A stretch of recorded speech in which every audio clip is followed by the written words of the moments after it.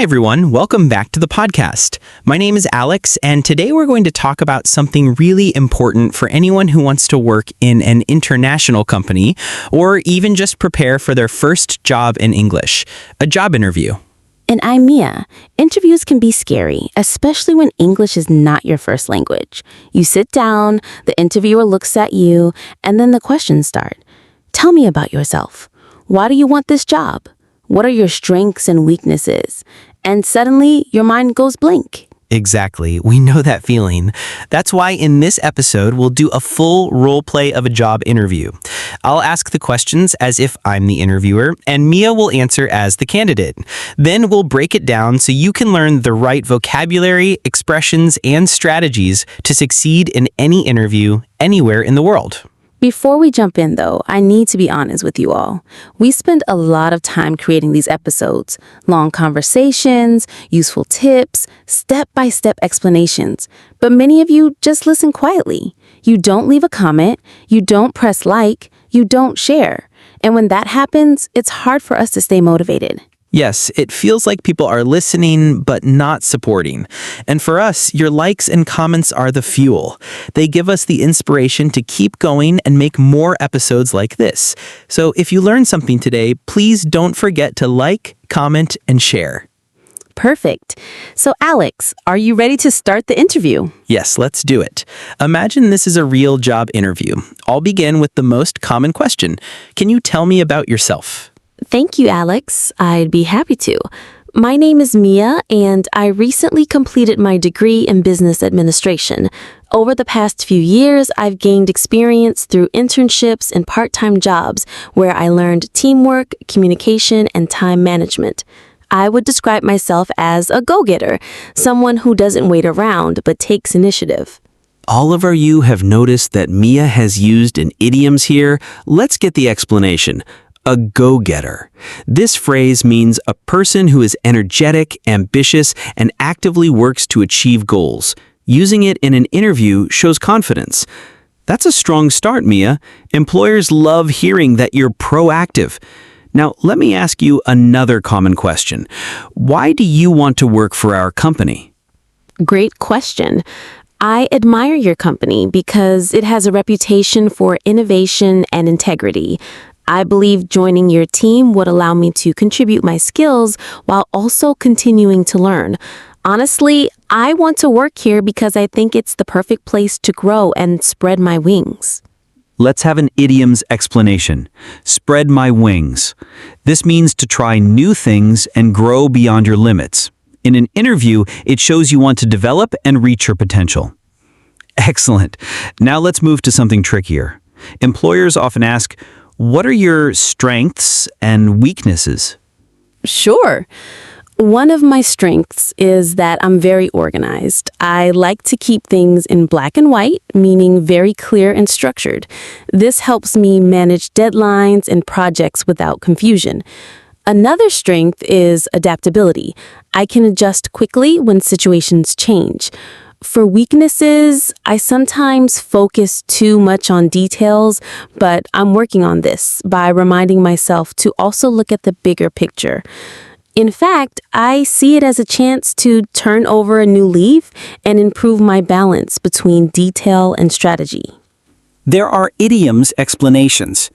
In black and white, something written or explained clearly with no confusion. And All right, Mia, let's keep going. A very common question is, how do you handle stress or pressure at work? I believe stress is part of any job, but I try not to let it control me. When other things get intense, I like to keep a cool head and focus on priorities. For example, in my last project, when deadlines were tight, I broke tasks into smaller steps, which made everything more manageable. Listeners, that phrase, keep a cool head, means to stay calm and not panic, even in stressful situations. It's a great phrase to use in interviews because it shows emotional control. Great. Now, another important question, why should we hire you? I believe you should hire me because I bring both skills and a positive attitude. I'm hardworking, adaptable, and always ready to learn. I'm the kind of person who's willing to go the extra mile to make sure the job is done well. Nice. Go the extra mile means to do more than what is expected, to put in extra effort. Employers love this phrase because it shows dedication and commitment. Excellent. Now, imagine this situation. You disagree with your manager's decision. What would you do? If I disagree, I would never argue directly or disrespect my manager. Instead, I try to see eye to eye by calmly sharing my point of view backed up with facts. And if the final decision still stands, I would respect it and do my best to follow through. Good one. See eye to eye means to agree or to find common understanding. Using it shows that you value teamwork and respect. Let's move to teamwork. Tell me about a time you worked successfully as part of a team. During my internship, I worked on a marketing campaign with 4 other team members. At first, we had different opinions, but I suggested a brainstorming session where everyone could put their cards on the table. Okay, Mia, let's go a little deeper. Here's a tough one. What do you do when you experience failure? When I experience failure, I try not to see it as the end of the world. Instead, I treat it as a chance to learn. I believe every setback is an opportunity to learn the ropes better and come back stronger the next time. Listeners, did you hear that phrase? Learn the ropes. It means to understand how something works, usually through experience, sometimes even through mistakes. Using this shows that Mia is not afraid of failure. She sees it as training. Nice perspective. Now let's talk about leadership. Can you describe a time when you took the lead on a project? Sure. In my last internship, our supervisor was absent for a week, and the team wasn't sure how to move forward. I decided to take the bull by the horns and organize the meeting. I assigned small tasks to everyone, and we managed to keep the project moving until the supervisor returned. That's a strong phrase. To take the bull by the horns. It means to face a problem directly and take control of a difficult situation. Employers like this phrase because it shows confidence and initiative. Very good. Here's another common question. How do you prioritize your tasks when everything feels urgent? I usually make a list and separate what's urgent from what's important. I try not to bite off more than I can chew. If I feel overloaded, I discuss it with my manager to find the best balance. Great. The phrase bite off more than you can chew means to take on more work or responsibility than you can realistically handle. In an interview, it shows self-awareness. You know your limits and manage them responsibly. Now here's a personal one. Welcome back, everyone. You're listening to our podcast on mastering job interviews. This is part 5, and we're diving into some of the trickiest interview questions that candidates all over the world struggle with. Mia, are you ready for some tough ones? I'm ready, Alex. Bring them on. All right, question 1. What is your biggest weakness? Here's a question that makes almost every candidate sweat. What is your biggest weakness? That's always a tough one. If I were asked that, I would answer honestly, but also show that I'm improving. For example, I could say, sometimes I get too caught up in the details, but I've learned to look at the bigger picture so I don't miss deadlines. That's a smart approach. And notice Mia used the phrase, caught up in the details. Listeners, that idiom means you're so focused on small things that you lose sight of the overall goal. It's a natural way to admit a weakness without sounding negative. Exactly. And by showing how I'm working on it, I turn the weakness into a strength. Question 2. Where do you see yourself in 5 years? Another classic. Interviewers love asking, where do you see yourself in 5 years?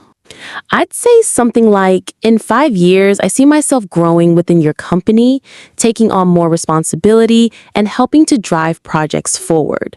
I don't want to rest on my laurels. I want to keep learning and climbing the ladder step by step. Great. Let me explain this idioms. Rest on your laurels means to stop making effort because you're already satisfied with your past achievements. Saying you don't want to rest on your laurels shows ambition. And climb the ladder means to advance in your career, usually step by step toward higher positions. Perfect phrases for this question. Question 3. Why did you leave your last job? Now, this one can be tricky. Employers always want to know why you left your previous role. I'd answer carefully. I left my last job because I was looking for new challenges and opportunities to spread my wings. I enjoyed working there, but I felt it was time to take the next step in my career. That's very professional, and you used the idiom spread my wings. That means to start using your abilities more fully, to try new things, and to become independent.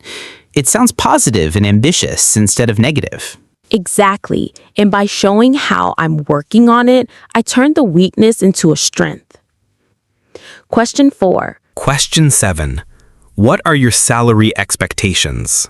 Now here comes the money question. What are your salary expectations? I'd answer carefully. Based on my skills and market research, I believe a fair range would be between X and Y. But I'm flexible because for me, the most important thing is joining a company where I can grow and contribute. That's balanced.